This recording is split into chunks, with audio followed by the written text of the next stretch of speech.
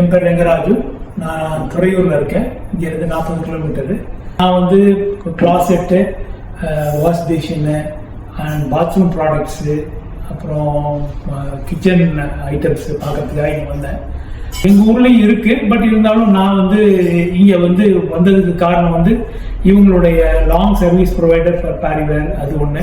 ரெண்டாவது, range of product நல்லா இவங்ககிட்ட நிறைய ரேஞ்ச் இருந்துச்சு. இங்கே வந்து எனக்கு அட்டன் பண்ண சேல்ஸ் பர்சன் வந்து அரவிந்த்.